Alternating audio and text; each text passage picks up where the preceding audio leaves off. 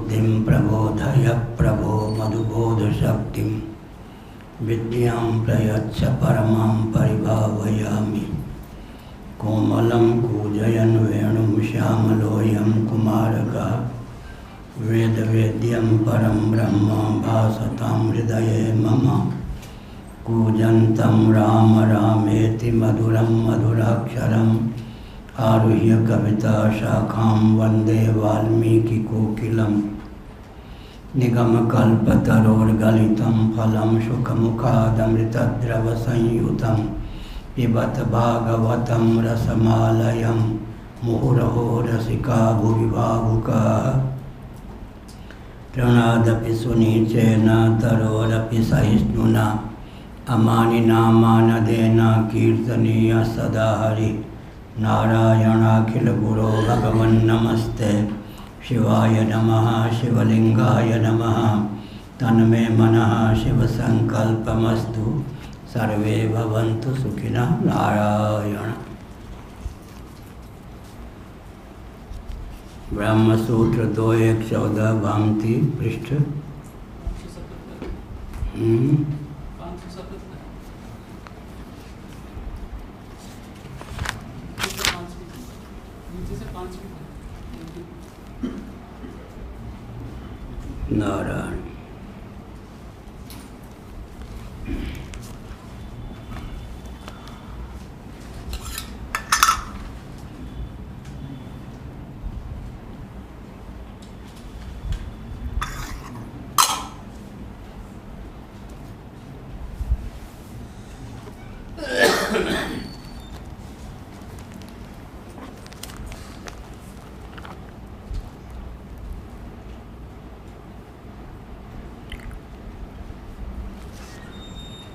यद्यपि साम्व्यवहारिकस्य सत्यादेव भयात् सत्यं मरणम् उत्पद्यते तथापि भयहेतुरहितः तज्ज्ञानं वा सत्यं ततो भयं सत्यं जायत इति असत्यात् सत्यस्य उत्पत्तिरुक्ता।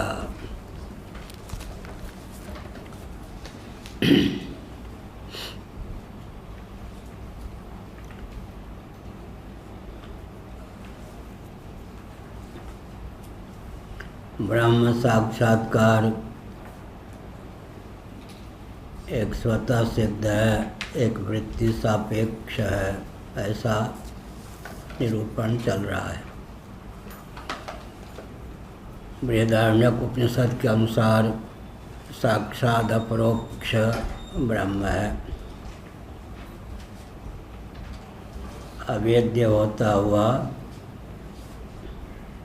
अपरोक्ष होने के कारण स्वप्रकाश है ब्रह्म।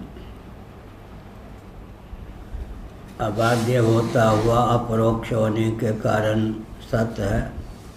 अवेद्य होता हुआ अपरोक्ष होने के कारण चित है। अभोग्य होता हुआ अपरोक्ष होने के कारण आनंद है। सर्वाधिष्ठान स्वरूप होता हुआ अपरोक्ष होने के कारण अद्वय। हमने 3 दिन पहले बताया था, जब हमने इन वाक्यों का उच्चारण किया, आनंद वृंदावन पूज्यपाद स्वामी अखंडानंद सरस्वती जी महाभाग के आश्रम में इस पद पर नहीं था। स्वामी वामदेव जी महाराज आज बहुत प्रसन्न हुए। अबाध्य होता हुआ परोक्ष होने के कारण आत्मा सत्य है। अवेद्य होता हुआ परोक्ष होने के कारण चित्त है, ऐसा वर्णन तो मिलता है। अभोग्य होता हुआ अपरोक्ष होने के कारण आनंद है।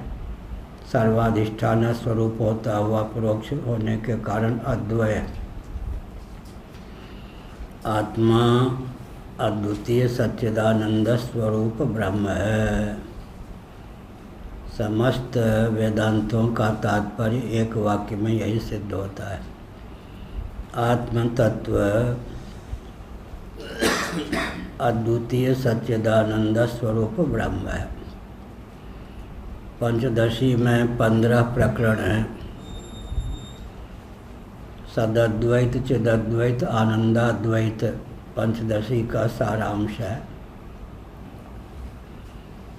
जितने भी वेदांत के ग्रंथ हैं उनका भी सारांश यही है, गीता आदि का। लेकिन पंचदशी में 15 प्रकरण हैं। सदद्वैत सत होता हुआ अद्वैत, चिदद्वैत चित होता हुआ अद्वैत, आनंदाद्वैत आनंद होता हुआ अद्वैत, ऐसा आत्म तत्व है। अद्वितीय सच्चिदानंद स्वरूप ही आत्मा है, यह अभिप्राय। यद्यपि साम्यवहारिकस्य सत्यादेव भयात् सत्यम मरणम उत्पद्यते। साम्यवहारिक जो सत्य है उसी से भय की उत्पत्ति होती है। मरण का भय उत्पन्न होता है, ये मान लिया। सचमुच में जो सर्प है उसे देखकर अगर सपेरा नहीं है, मांत्रिक नहीं है तो भय होता है, इसके डसने पर मैं मर सकता हूँ, मरे बिना नहीं रह सकता। तो यद्यपि साम्यवहारिकस्य सत्यादेव भयात् सत्यम मरणम उत्पद्यते, तथापि भय हेतु रहित तज्ज्ञानम वा सत्यम ततो भयम सत्यम जायत। कदाचित मंद अंधकार में निपतित रज्जुखंड में सर्प बुद्धि हो जाए तो भी तो भय उत्पन्न होता ही है। असत से भी सत की उत्पत्ति देखी जाती है, यह अभिप्राय हुआ।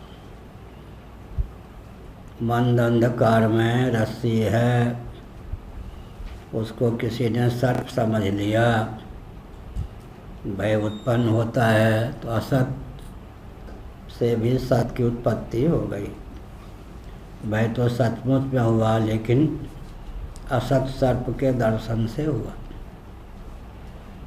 यही एक विचित्र गाथा है।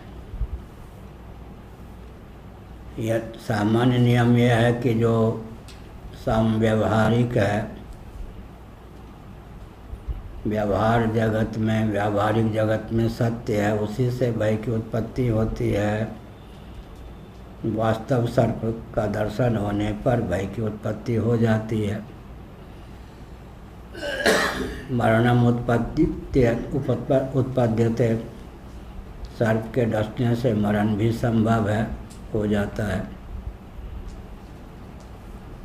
यह कहा यद्यपि साम्यवहारिकस्य सत्यादेव भयात् सत्यम मरणम उत्पद्यते, तथापि भय हेतु रहितस्य तज्ज्ञानं वा सत्यम ततो भयम सत्यम जायते। भय में हेतु जो है वो न रहे, वास्तव में सर्प हो ही नहीं,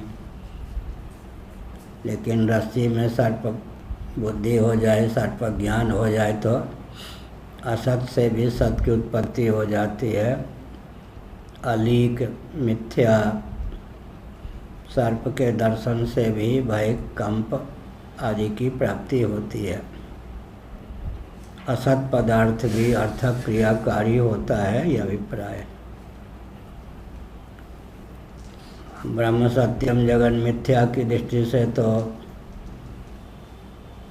जगत मिथ्या ही सिद्ध है। सीतोपनिषद का वचन है यह।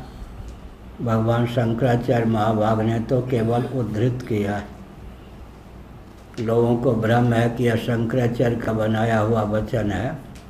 ब्रह्म सत्यम जगन मिथ्या जीवो ब्रह्मैव न परः, शंकराचार्य ने लिखा अवश्य है, लेकिन श्रुतियों को उद्धृत किया है। स्वकल्पित उनके ये वचन नहीं है। ब्रह्म सत्यम जगन मिथ्या सीतोपनिषद, जीवो ब्रह्म शुक्रास्योपनिषद का वचन है। तो जिनको अष्टोत्तर शत उपनिषद का ठीक से अध्ययन नहीं है, वे लोग आक्षेप कर देते हैं कि शंकराचार्य ने जगत को मिथ्या कहा, हम उनको क्यों माने। तो आप श्रुति को मत मानिए, ये तो श्रुति का वचन है। शंकराचार्य ने तो केवल उद्धृत किया है। ब्रह्म सत्यम जगन मिथ्या श्रुति है, यह शीतोपनिषद का वचन है। जीवो ब्रह्म यह शुक्र रहस्योपनिषद का वचन है। तो उपनिषद पर ही आक्षेप कीजिए, फिर आस्तिक होकर आप। इसलिए आपने कहा बिना टीका आदि के भी कोई प्रथमा भी पास हो, केवल अष्टोत्तर शतोपनिषद मूल को ही एक बार सरसरी दृष्टि से देख जाए तो भगवत पादाचार्य महाभाग ने भाष्यों के माध्यम से, प्रकरण ग्रंथों के माध्यम से जिन तथ्यों को उद्भाषित किया है उनके प्रति आस्थान्वित हुए बिना नहीं रह सकता। शंकराचार्य ने कोई पंथ नहीं चलाया, उपनिषद सिद्धांत को ही भाष्यों के माध्यम से, प्रकरण ग्रंथों के माध्यम से, स्तुतियों के माध्यम से, स्तोत्रों के माध्यम से अभिव्यक्त किया। साम्व्यवहारिकं तु सत्यत्वं वृत्तिरूपस्य ब्रह्म साक्षात्कारस्य श्रवणादीनाम् अपि अभिन्नम्। तस्मात् अभ्युपेत्य वृत्तिस्वरूपस्य ब्रह्म साक्षात्कारस्य परमार्थ सत्यतां व्यभिचारो भावनम् इति मंतव्यम। इसका अर्थ क्या हुआ? ब्रह्म साक्षात्कार के दो रूप हैं। ब्रह्म तो साक्षात अपरोक्ष है, तो उसका साक्षात्कार नित्य ही सिद्ध है। साक्षात अपरोक्षात ब्रह्म बृहदारण्यकोपनिषद। लेकिन श्रवण मनन निधिध्यासन के द्वारा जो चरम वृत्ति उत्पन्न होती है उसको वेदांतियों ने स्वपर विरोधी माना। वह वृत्ति नश्वर है।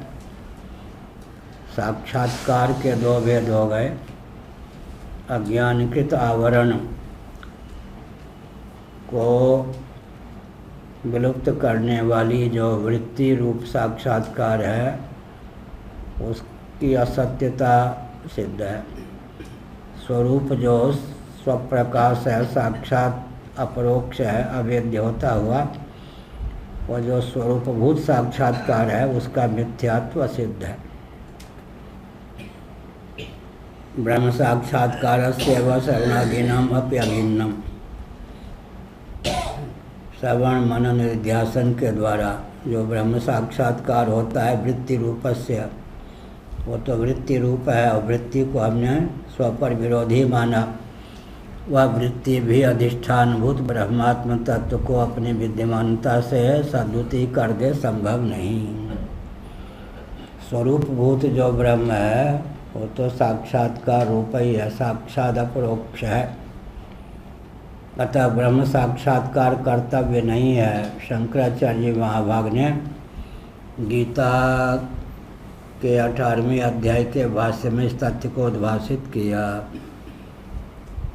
ब्रह्म साक्षात्कार कर्तव्य नहीं है तो ब्रह्म को अनात्म वस्तुओं के अनुरूप जो हम मान बैठे हैं, अनर्गल मान्यता का अपनोदन अपेक्षित है। कोई भी मैं नहीं हूँ ऐसा कहे तो भी अहम की सिद्धि ही हो जाएगी। इसलिए ब्रह्म साक्षात्कार साक्षात अपरोक्ष होने के कारण अहमर्थ के रूप में आत्म तत्व का स्फुरन, ब्रह्म तत्व का स्फुरन नित्य है। केवल अनात्म वस्तुओं के अनुरूप आत्ममान्यता का त्याग अपेक्षित है। अतद व्यावृत्तिया अतन निरसनेन, इस प्रकार से।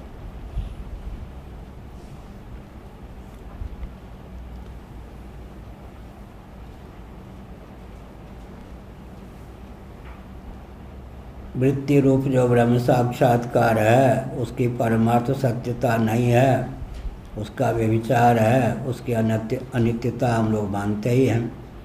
स्वरूपभूत जो ब्रह्म साक्षात्कार है वह तो नित्य सिद्ध है, उसकी अनित्यता हमको अमान्य।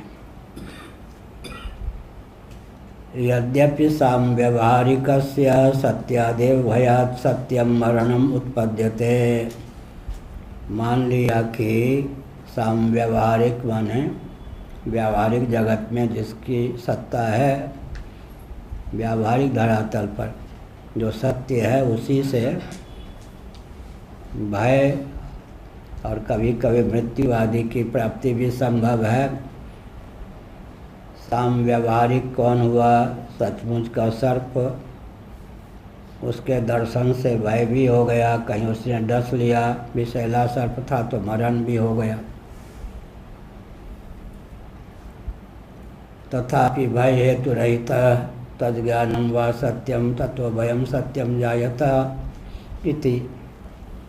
लेकिन रस्सी को ही हमने सर्प समझ लिया या किसी ने सर्प समझा, भय का हेतु तो नहीं है वहाँ पर, सचमुच का सर्प तो नहीं है, लेकिन रस्सी में सर्प बुद्धि हो गई तो भय उत्पन्न हो गया।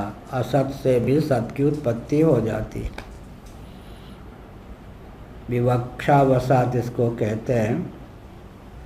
कथम असता सत जायेत, छांदोग्य श्रुति में कहा गया, 6ठा अध्याय। कथम असता सत जायेत, भला असत से सत की उत्पत्ति कैसे हो सकती? नहीं हो सकती। और यहाँ कहा जा रहा है कि असत से भी सत की उत्पत्ति हो जाती है। विवक्षावसात, व्यावहारिक धरातल पर यह है। मिथ्या सर्प के दर्शन से भी भय, सचमुच का भय उत्पन्न हो जाता है। असली सर्प के दर्शन से भय उत्पन्न होता है, यह तो ठीक है। रस्सी को कहीं सर्प समझ लिया तो असत सर्प के दर्शन से भी सत्य भय की उत्पत्ति हो जाती है। व्यावहारिक धरातल पर भय वो सत्य है। इति असत्या सत्य से उत्पत्ति रुकता। इस अभिप्राय से भाष्यकार भगवान ने असत्य से भी सत्य की उत्पत्ति का वर्णन किया।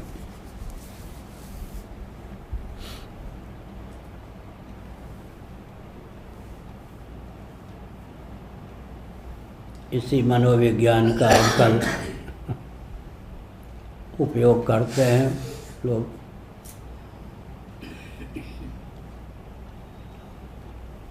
इसी विज्ञान का उपयोग मनोवैज्ञानिक लोग करके हिंदुओं को डरा देते हैं।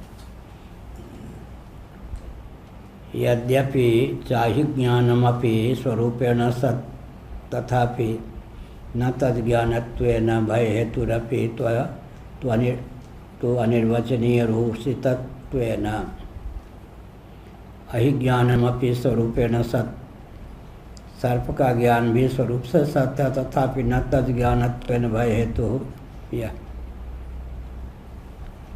अपि तो अनिर्वचनीयादि रूसितत्वेन, यह कहा।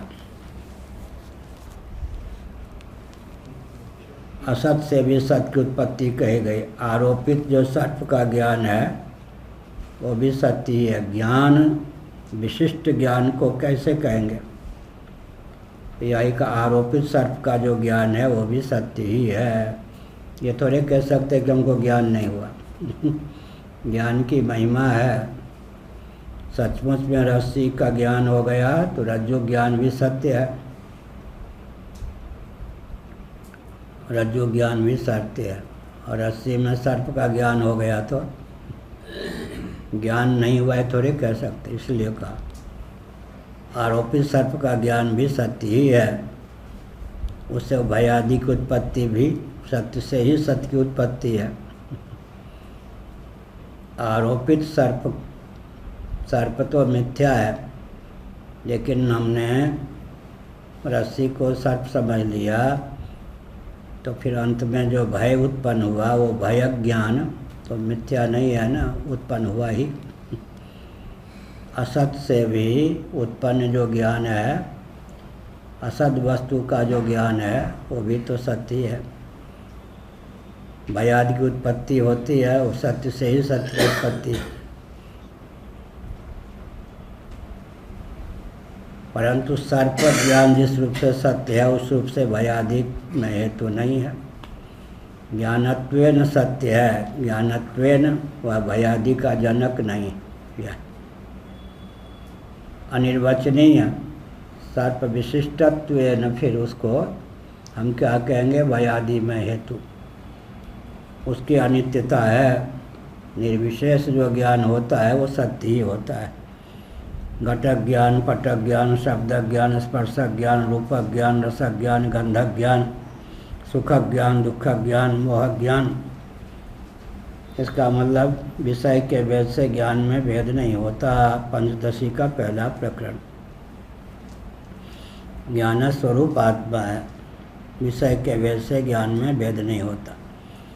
जैसे सचमुच में सर्प का ज्ञान होता है, वैसे मिथ्या सर्प का भी ज्ञान होता है। इस प्रकार से हाँ, क्या कह रहे हैं? ज्ञान के ऊपर अगर दृष्टि रहे तो सर्प से भय नहीं लगता। अच्छा, आप कह रहे हैं कि सर्प ज्ञान में ज्ञान पर दृष्टि रहे तो निर्विशेष ज्ञान हो गया या नहीं?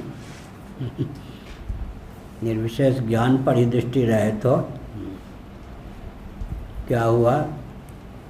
वैशेषिक न्याय दर्शन के आचार्य की क्या स्थिति हुई? आचार्य जा रहे थे, गुरुजी बचिए, व्याघ्र आ रहा है। व्याकरण के आचार्य, व्याकरण, व्याघ्र शब्द की निरुक्ति करने लगे मन में, तो व्याघ्र ने खा लिया। वाह या नहीं? व्याकरण वाले चिल्लाने का, गुरुजी व्याघ्र आ रहा है, तो व्याघ्र शब्द सुन करके उसकी व्युत्पत्ति करने लगे, तब तो व्याघ्र ने खा ही लिया। सच्ची घटना है, व्याकरण वाले। ठीक।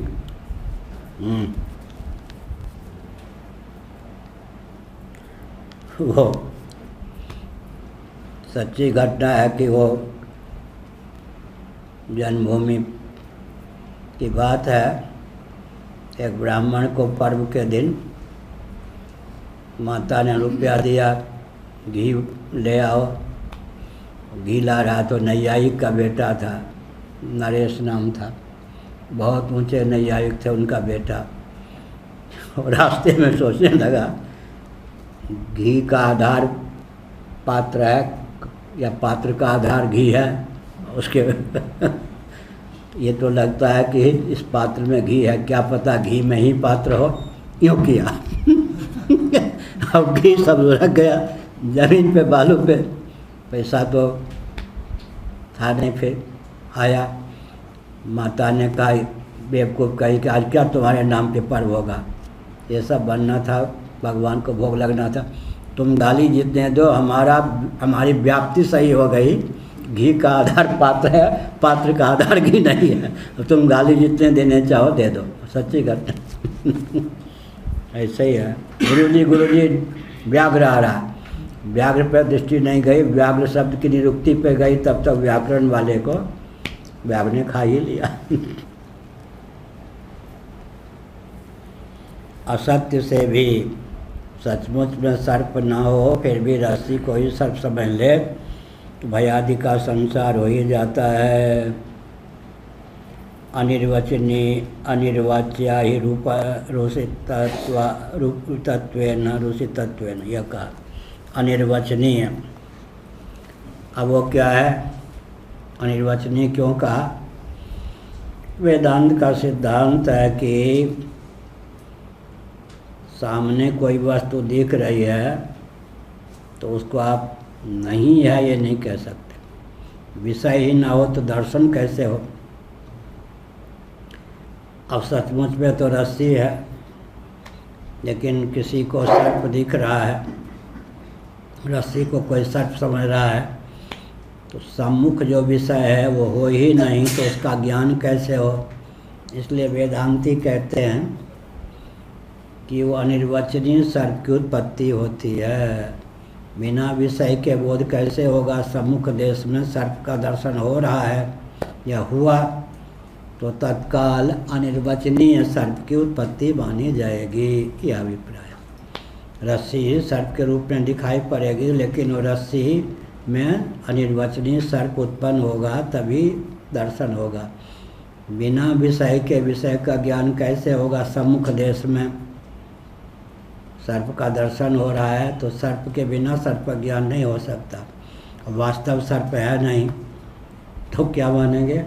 अनिर्वचनीय सर्प का दर्शन हुआ, रस्सी में अनिर्वचनीय विधा से सर्प की उत्पत्ति हुई, उसका ज्ञान हुआ, तब वह भय में हेतु बना।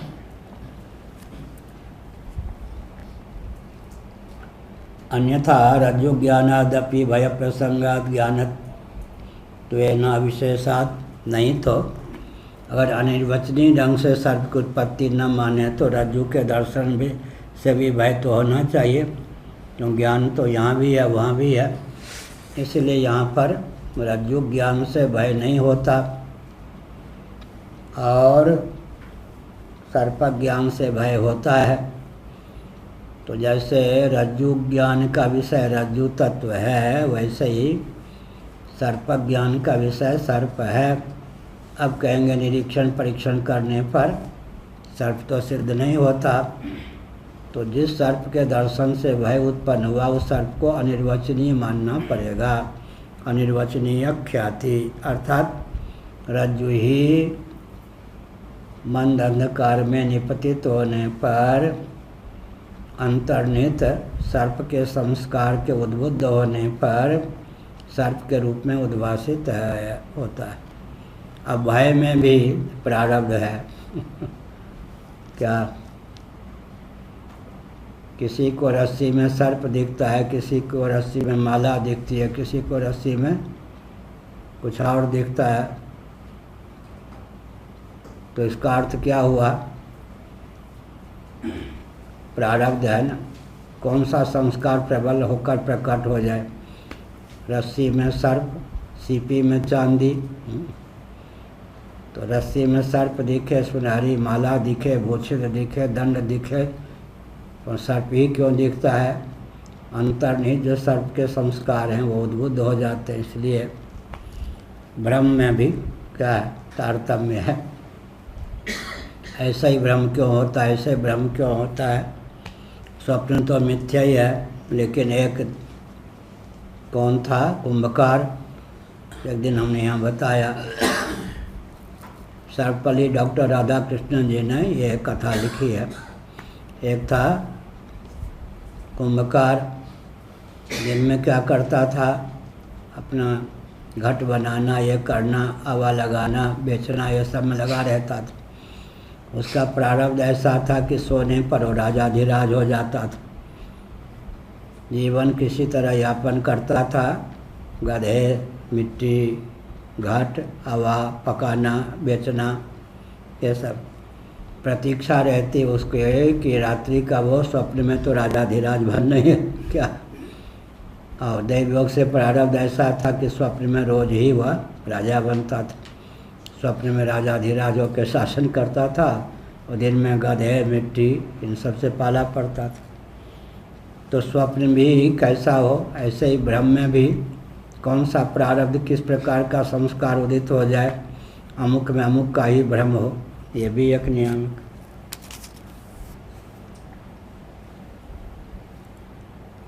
यद्यपि च अहिज्ञानमपि स्वरूपेण सत्तथापि न तद्ज्ञानत्वेन भयहेतुरपि।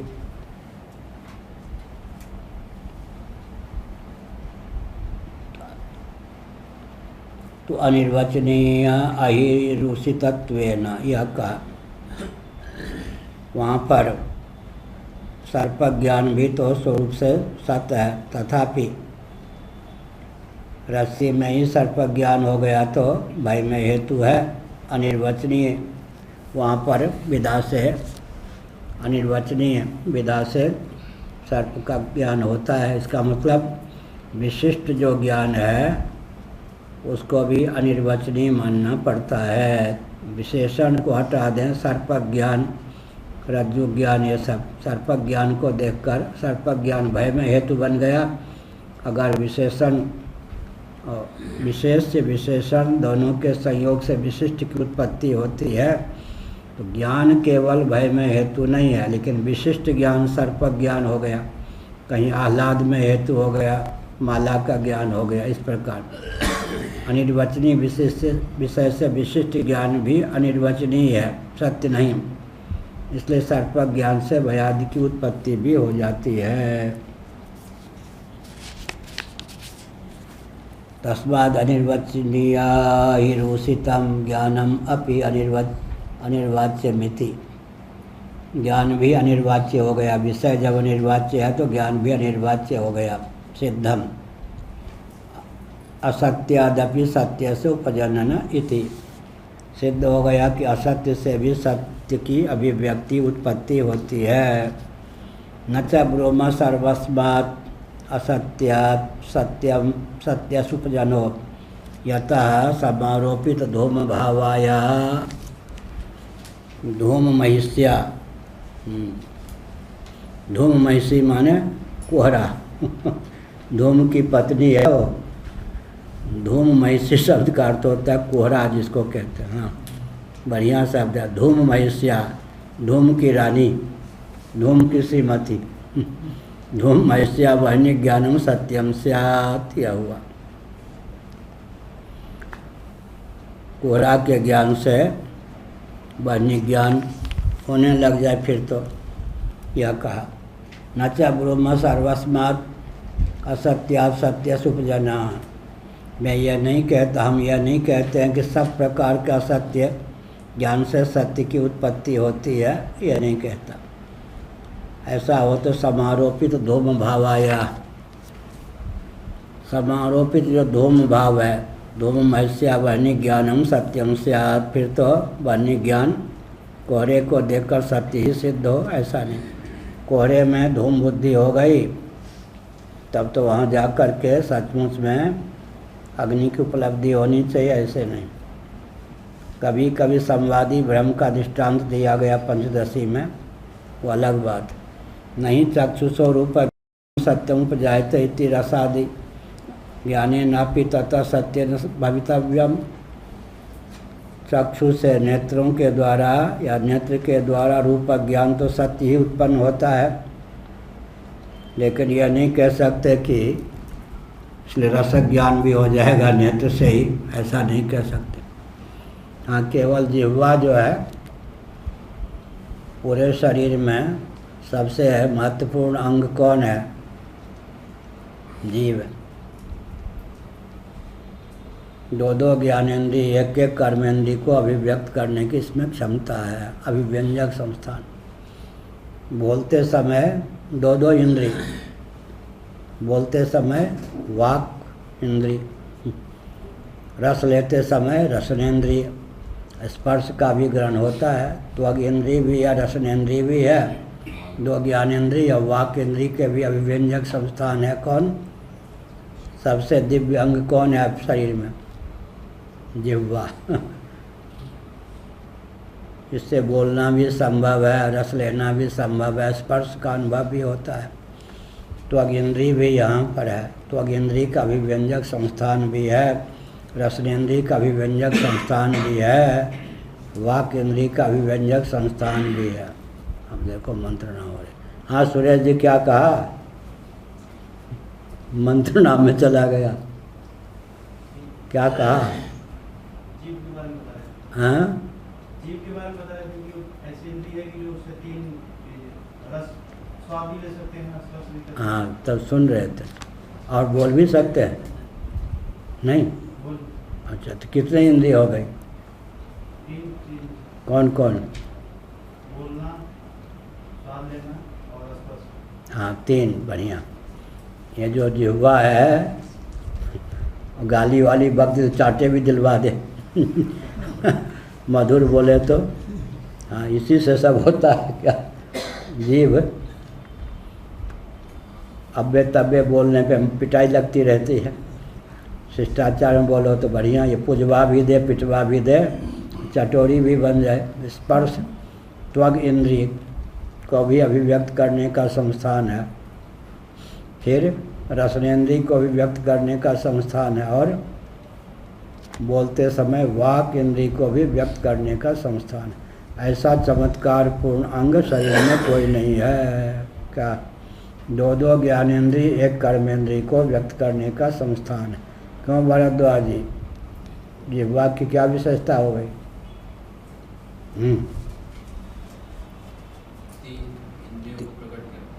हाँ क्या क्या? रसना, रस के गुण और वाक कर्मेंद्रिय, दो ज्ञानेंद्रिय और एक कर्मेंद्रिय। ठीक। वाक तो एक कर्मेंद्रिय, दो ज्ञानेंद्रिय को व्यक्त करने के संस्थान जिह्वा में है। सबसे विचित्र अंग, दिव्य अंग जिह्वा है। ठीक।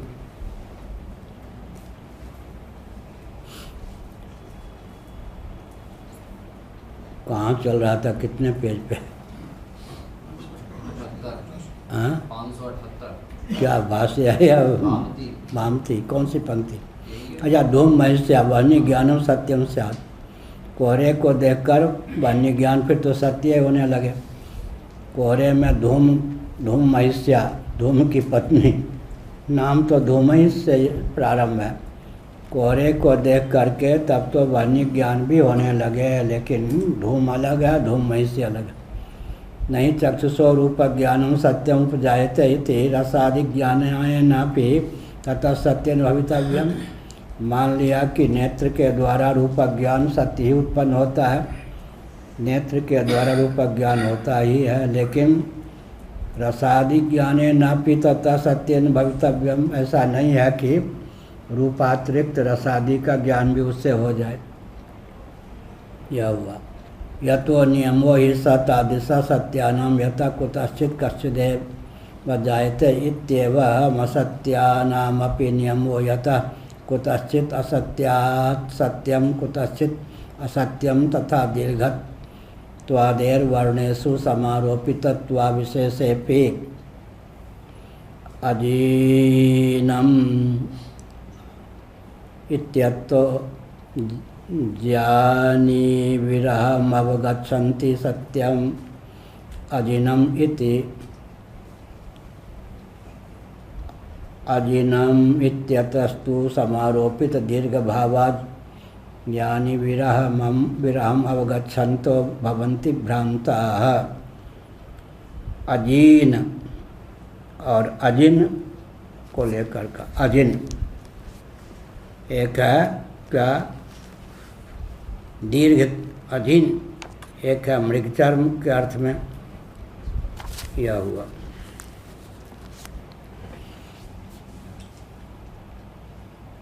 आवश्यक नहीं है कि चक्षु से रूप ज्ञान होता है तो उससे रसादि का ज्ञान भी हो ही। यह कहा एक इंद्रिय नेत्र इंद्रिय है, उससे रूप ज्ञान हो सकता, रसादि का ज्ञान नहीं हो सकता, क्योंकि उसका स्वभाव ऐसा है।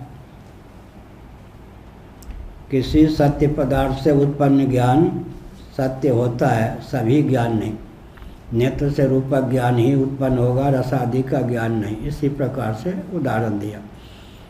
किस इंद्रिय से? 5 ज्ञान इंद्रिय हैं। शब्द का ग्रहण किससे होगा? श्रोत्र इंद्रिय से, त्वक से स्पर्श का, नेत्र से रूप का, रसनेन्द्रिय से रस का, ग्रहण से नासिका का। यह वहाँ भी निश्चित है। यह नहीं कि एक इंद्रिय से अन्य इंद्रिय के द्वारा होने वाला ज्ञान भी हो जाएगा। नेत्र से रूप का ज्ञान हो सकता है, रसादि का ज्ञान नहीं होगा। यह नियम है, स्वभाव है। किसी सत्य पदार्थ से उत्पन्न कोई भी ज्ञान सत्य होता है, सभी ज्ञान नहीं। नेत्र इंद्रिय से रूप ज्ञान ही होगा, रसादि का ज्ञान नहीं। तो निश्चित है पहले से किस इंद्रिय के द्वारा किस विषय का ज्ञान होगा। हर किसी भी इंद्रिय के द्वारा किसी भी विषय का ज्ञान हो जाएगा, ऐसा नहीं। ऐसे किसी भी असत पदार्थ से किसी भी सत पदार्थ की उत्पत्ति हो गई, इसका अर्थ नहीं है कि असत पदार्थ से सभी प्रकार के सत पदार्थ की उत्पत्ति होती हो। उदाहरण दे दिया पहले ही। अब व्याकरण की दृष्टि से इसी को दिखाते हैं। ध्वनि के द्वारा दीर्घत्व, ह्रस्व इत्यादि धर्म वर्णों में समान रूप से आरोपित हैं ध्वनि को लेकर व्याकरण की दृष्टि से। जैसे कि अजीन, अजीर्ण, जीर्णत्वा भाव, जीर्ण माने जीर्ण, अजीर्ण कह देंगे तो दीर्घ, अजीर्ण ज्या वयो हानव धाप से तंत होने पर जीर्णत्वा भाव, अजीर्ण कहने पर जीर्णत्वा भाव हो जाएगा, और अजीर्ण कह देंगे तो मृगचर्म का ग्रहण हो जाएगा। दीर्घ कह दिया तो क्या हो जाएगा? दीर्घ कह देने पर अजीर्ण शब्द का जीर्ण नहीं हो, अजीर्ण, अजीर्ण कह दिया तो मृगचर्म आदि का ज्ञान हो जाएगा। शैलाजिन कुशोत्तरम गीता में इस प्रकार से। अब कोई अलग अलग प्रांत की अलग अलग विचित्रता होती है। उत्तर प्रदेश में प्रायः जुकाम हो गया है। उत्तर प्रदेश में क्या है, ह्रस्व इकार को दीर्घ बोलने की प्रथा है प्रायः। भक्ति विरक्ति है, भक्ति को भक्ति बोलते हैं, विरक्ति को विरक्ति बोलते हैं। अब महाराष्ट्र का उच्चारण तो सबसे विचित्र है, बहुत विकट। वहाँ के उच्चारण में बहुत विसंगति, सबसे ज़्यादा विचित्र विसंगति महाराष्ट्र के उच्चारण में होती। तो ऐसे अलग अलग प्रांत के सब। अब वो मूर्धन्य स को ख बोल कर ही बोलते हैं प्रायः बिहार इत्यादि में। अलग अलग प्रांत में अलग अलग उच्चारणगत त्रुटि होती है, वहाँ के लिए क्षम्य है, लेकिन बोलने में तो बहुत सावधानी बरतने की आवश्यकता है। शक्ति भक्ति, शक्ति भक्ति, मति मति, रस को दीर्घ करके बोलने की प्रथा उत्तर प्रदेश में। मूर्धन्य स को भी खो वाला ख बोलने की प्रथा कई प्रांतों में है। तो उच्चारणगत दोष भी होता है, महाराष्ट्र में उच्चारणगत दोष बहुत होता है, तो वो सब का परिमार्जन भी आवश्यक है। अजीर्ण, अब अजीर्ण को अजीर्ण बोल दिया, अजीर्ण के स्थान पे फिर चर्म का ग्रहण हो गया, इसलिए कहा। तो यहाँ पर ध्वनि को ले, ध्वनि में यद्यप ह्रस्वत्व दीर्घत्व ये सब उपचारित हैं, लेकिन अर्थ में तो भेद हो ही जाता है। जो अजीर्ण कहने पर ज्ञान होगा, वो अजीर्ण कहने पर ज्ञान नहीं होगा। अब किसी ने अजीर्ण के स्थान पर अजीर्ण शब्द का प्रयोग कर दिया, तब चर्म के स्थान पर क्या हो जाएगा? अजीर्ण।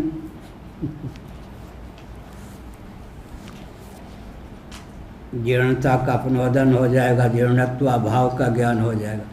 उच्चारण में भी अजीर्ण शब्द भी है, अजीर्ण शब्द भी है। अगर चर्म के अर्थ में उच्चारण करना हो तो अजीर्ण कहें, और जीर्णत्व नहीं, नवीन के अजीर्ण के अर्थ में उच्चारण करना तो अजीर्ण कहें। यह तो शब्द का अर्थ भी अलग हो जाता है। तो ज्या वयो हानव की दृष्टि से विचार करने पर उच्चारणकर्ता पर निर्भर करता है कि शुद्ध उच्चारण करे, अजीर्ण के स्थान पर अजीर्ण शब्द का उच्चारण करे, अजीर्ण के स्थान पर अजीर्ण शब्द का उच्चारण करे। जहाँ जीर्ण का अपनोदन करने के अर्थ में बोलना हो वहाँ अजीर्ण कहे, और जहाँ चर्म के अर्थ में बोलने की भावना है वहाँ अजीर्ण कहे। अजीर्ण को अजीर्ण न कह दे, अजीर्ण को अजीर्ण न कहे, यह है।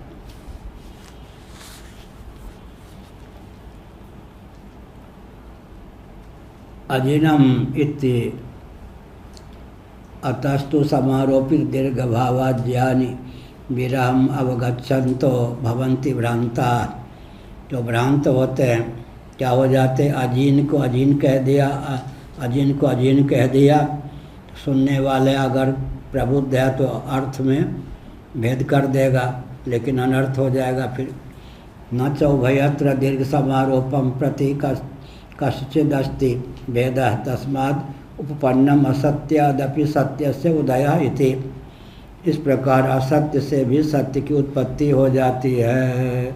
उदाहरण पहले ही दिया।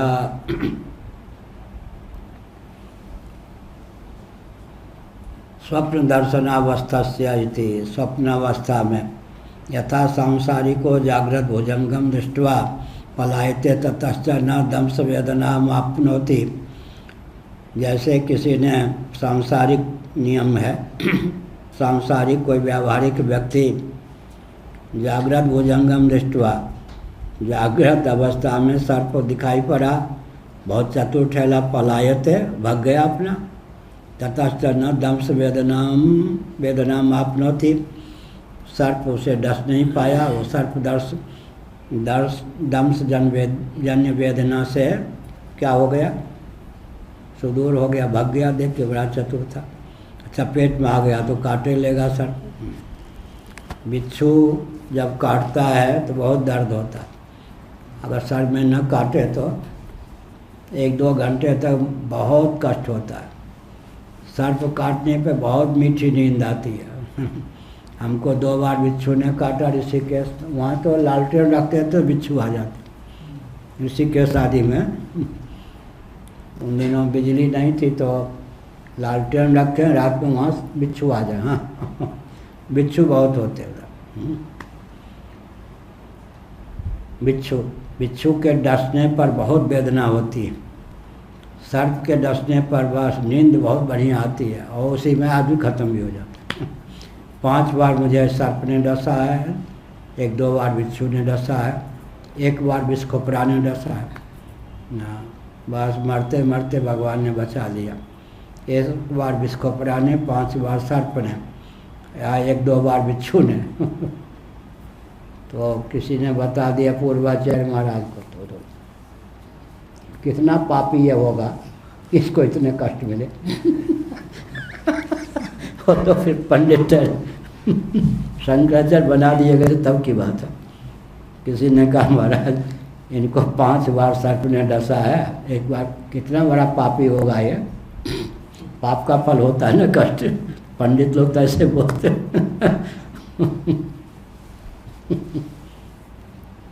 एक बार विषखोपरा ने और 4-5 बार मांत्रिक सर्प से डसवाया लोगों ने। मांत्रिक सर्प भामती में उसका वर्णन है। यहाँ मान लो एक तिनका है, उसको कहते हैं मैथिली में भूतसप्पा। किसी ने मंत्र पढ़ दिया, मंत्री को बहुत दूर होकर भी, तो मान लीजिए कुछ की चटाई पर बैठे हैं, वो चटाई का एक अंश तिनके में वो सर्प का आवेश हो जाता है, मंत्र से वो हिलने लगता है, जिसको डस लेता है उसको सर्प का विष लग जाता है। अब ये सचमुच में जो सर्प डसे है उसकी दवा से वो ठीक नहीं हो सकता। कोई मांत्रिक ही उसको, मांत्रिक सर्प जब डसता है तब जो विष चढ़ता है मांत्रिक को ही उसको दूर कर सकता नहीं। मांत्रिक सर्प का विष और सचमुच के सर्प का विष, दोनों प्रकार के सर्प ने हमको डसा है भगवान की कृपा से। किसी ने कहा महाराज इनका प्रारब्ध कैसा है, देखे 5 बार सर्प ने काटा, 1 बार विषखोपरा, कितना बड़ा पापी होगा सोचो तो। पापी को ही तो सब कष्ट मिलता है। पंडित लोग ठहरे, ये हुआ। यथा सांसारिको जागृत भुजंगम दृष्ट्वा पलायते ततश्च न दंश वेदनाम आपनोति। सांसारिक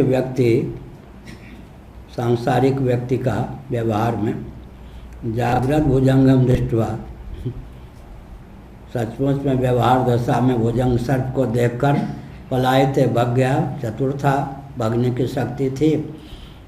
न दंश वेदनाम आपनोति, तो सर्प के डसने पर जो वेदना उसको प्राप्त होनी चाहिए थी वो नहीं होती।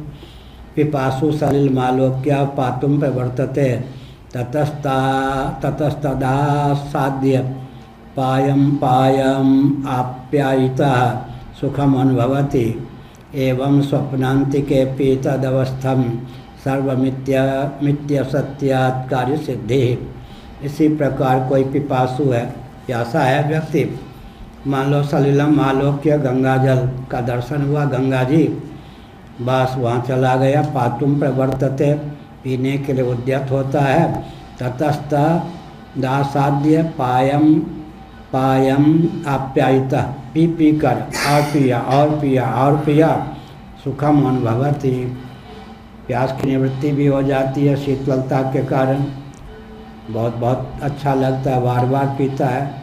एवं स्वप्नांतिके पी तदवस्थम सर्वस्मिन् सर्वम इति असत्यात् कार्य सिद्धि। इसी प्रकार स्वप्नावस्था में यद्यपि जागृत की दृष्टि से स्वप्नावस्था में जो कुछ घटना घटती असत्य ही है स्वप्न टूट जाने पर, लेकिन क्या हुआ उस समय में तो सत्य ही है। स्वप्नावस्था में किसी को राज्य मिल जाए तो सुख, किसी को रोज सर्प डसे तो दुख। इस प्रकार स्वकाले सद्वद भाति प्रबोधे सत्य असत भवेत्। स्वप्नावस्था में तो क्या हुआ, भूख लगने पर भोजन करने पर स्वादिष्ट भोजन मिल जाए तृप्त, भूख के मारे परेशान होकर घूमते रहें तो कष्ट, सर्प आदि डस ले तो स्वप्न में स्वकाले सद्वद भाति। इसलिए असत से भी अर्थक क्रिया कारिता की निष्पत्ति होती है। स्वप्न तो असत है, लेकिन वहाँ पर भी प्यास लग जाए तो पानी पीने पर तृप्ति की प्राप्ति होती है, वहाँ भी सर्प डस ले तो वेदना की प्राप्ति होती है। असत पदार्थ भी अर्थक क्रियाकारिता के संपादन में समर्थ। अर्थक क्रियाकारिता, सचमुच का सर्प देखा, उससे जो सर्प ज्ञान हुआ वो भी ज्ञान हुआ। रस्सी को हमने सर्प समझ लिया, उससे जो सर्प ज्ञान हुआ वो भी ज्ञान हुआ। असत से ज्ञान नहीं होता ये नहीं कह सकते, ज्ञान तो सत्य हुआ, ये थोड़ी कह सकते ज्ञान नहीं हुआ। ज्ञान पर कटाक्ष नहीं कर सकते, ज्ञान का विषय असत हुआ, पर ज्ञान तो हुआ ही, तो यह हुआ। एवं स्वप्नांतिके तत् अवस्थम सर्वम इति असत्यात् कार्य सिद्धि। स्वप्न में भी, स्वप्नावस्था में सब कुछ असत्य है, लेकिन उस असत पदार्थ से भी सब प्रकार के कार्य की सिद्धि होती है। कभी कभी आगे आएगा, स्वप्नावस्था में काले दांत वाले को देख लिया तो स्वप्न परीक्षक जो होते हैं वो बता देंगे कि तुम्हारे लिए यह अनिष्ट होगा। ब्रह्म मुहूर्त में स्वप्न होगा, जल्दी सत्य हो जाएगा। मध्य रात्रि में स्वप्न होगा, कुछ विलम्ब से होगा, और सोते ही स्वप्न हो गया और विलम्ब से होगा। स्वप्नावस्था में सौभाग्यशालिनी कोई देवी का दर्शन हो गया, भद्र होगा, तो स्वप्न तो मिथ्या है, असत है, लेकिन वहाँ पर जो घटना घटती है उससे सत्य संदेश की भी प्राप्ति होती है। दिवा स्वप्न, दिवा स्वप्न प्रसिद्ध एक शब्द। दिन में कभी नींद आ जाए और स्वप्न देखे, दिवा स्वप्न बिल्कुल असत्य होता है। गीता भवन इंदौर में बोल रहा था मैं, एक किस पद से थे अवकाश प्राप्त, जज थे कोई, उपाध्याय तिवारी, तिवारी तो जज थे। वो कैसे आके सुनते, रिटायर्ड, यहाँ तो ऑफिसर कांड चलता है ना, वीआईपी कांड, कार्यालय में थे। किसी ने उनसे कहा कि शंकराचार्य क्या बोल रहे, क्या बोल रहे? वो कह रहे हैं भारत अखंड, हाँ दिवा स्वप्न है। खंड होने, खंडित होने के तो सारे लक्षण हैं, अखंड क्या, दिवा स्वप्न है।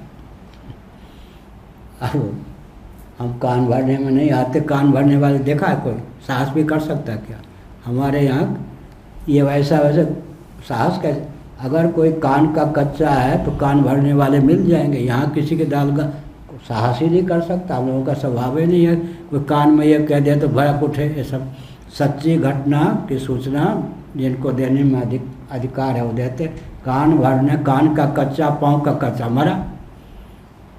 बाबाओं के पाँव छू लो, 1000 अपराध बंद, कान भर दो बस तनक। जो कान का कच्चा है, पाँव का कच्चा है, वो तो शासक हो ही नहीं सकता। और इंद्री की बात छोड़ दीजिए, अश्लीलता की बात छोड़ दीजिए, लेकिन कान और पाँव का कच्चा होगा और शासन नहीं कर सकता।